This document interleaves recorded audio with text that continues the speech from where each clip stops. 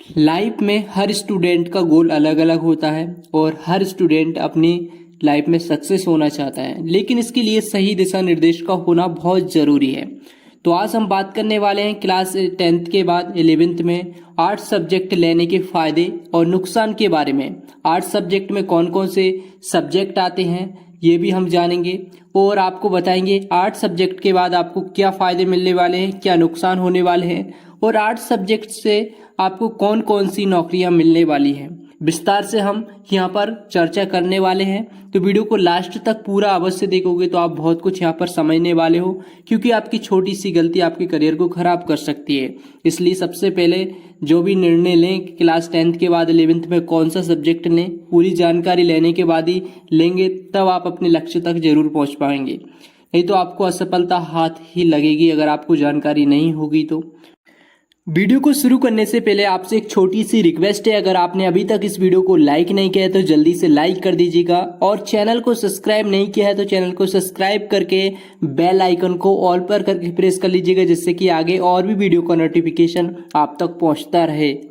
सबसे पहले हम आर्ट्स सब्जेक्ट से होने वाले कुछ कोर्सों के बारे में जान लेते हैं। तो सबसे पहला कोर्स है BA यानी कि बैचलर ऑफ आर्ट्स, जो कि एक लगभग सभी अधिकतर विद्यार्थी होते हैं जो कि BA करते हैं और लगभग सभी कॉलेजों में ये कोर्स कराया जाता है।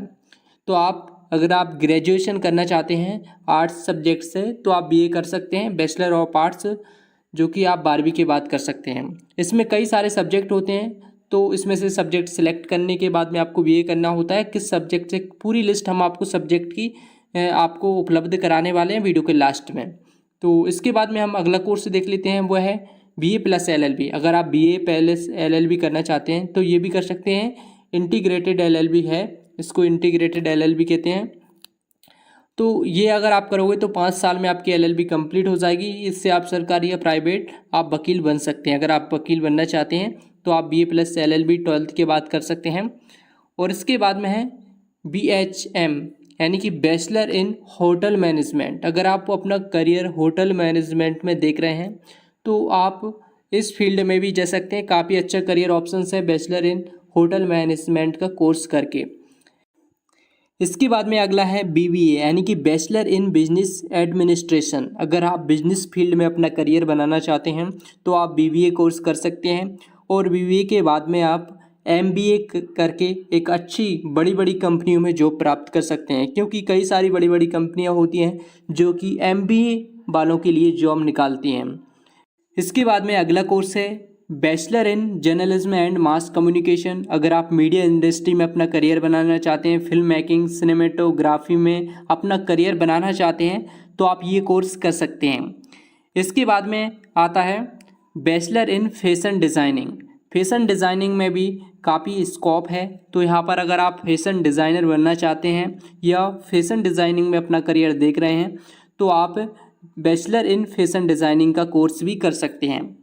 और इसके बाद में अगला कोर्स है BEd, जो कि टीचिंग लाइन का कोर्स है। अगर आप एक टीचर बनना चाहते हैं तो आप BEd कर सकते हैं, 12th के बाद इंटीग्रेटेड BEd कर सकते हैं, या फिर आप ग्रेजुएशन के बाद भी BEd कर सकते हैं, या फिर आप DLEd करना चाहते हैं तो DLED भी आप 12th के बाद कर सकते हैं। तो छात्रों यहाँ पर ये कोर्स हैं कुछ।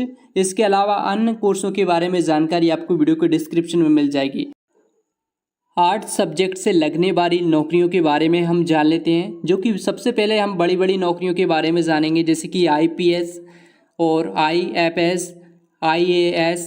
बैंकिंग सेक्टर में भी आप जॉब कर सकते हैं, SP बन सकते हैं, SDM बन सकते हैं, आप DC बन सकते हैं, आप DIC बन सकते हैं, आप CO बन सकते हैं। स्टाफ सिलेक्शन ऑफ कमीशन के आप एग्ज़ाम दे सकते हैं, रेलवे के जो एग्ज़ाम होते हैं वो आप दे सकते हैं। पत्रकार आप बन सकते हैं, वकील बन सकते हैं, प्रोफेसर बन सकते हैं, शिक्षक बन सकते हैं।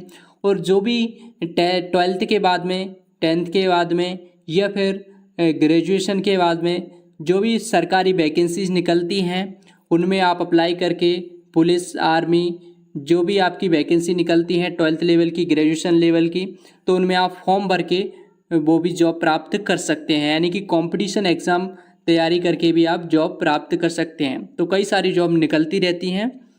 इसके बाद में हम जान लेते हैं कि आर्ट्स सब्जेक्ट में कौन कौन से सब्जेक्ट आते हैं। तो सभी सब्जेक्टों की लिस्ट हमने वीडियो के डिस्क्रिप्शन में दी है, जिससे कि सभी सब्जेक्टों को आप पढ़ सकते हैं और आपको कौन से सब्जेक्ट लेना है उसकी जानकारी भी आपको वहाँ पर मिल जाएगी। और हम जान लेते हैं कि आर्ट्स सब्जेक्ट लेने से क्या नुकसान होते हैं।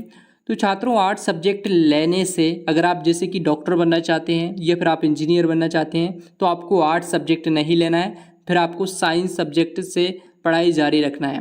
जैसे कि अगर आपको इंजीनियर बनना है तो साइंस में आपको PCM से पढ़ाई जारी रखना है, और अगर आपको डॉक्टर फील्ड में जाना है तो आपको साइंस PCB सब्जेक्ट से आपको पढ़ाई आगे जारी रखना है।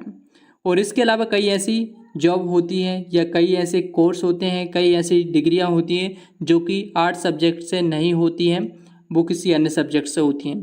तो आपको कौन सी डिग्री या कौन सा कोर्स करना है ये हमें कमेंट बॉक्स में बताएं, जिससे कि हम आपको उसका आंसर दे सकें और आपको सही जानकारी बता सकें कि आपको क्या करना चाहिए। और अधिक जानकारी के लिए आप वीडियो के डिस्क्रिप्शन में से पढ़ सकते हैं कि आर्ट्स सब्जेक्ट से क्या जॉब मिलती हैं और आर्ट्स सब्जेक्ट किन छात्रों को करना चाहिए। तो चलिए मिलते हैं नेक्स्ट वीडियो में। Thanks for watching.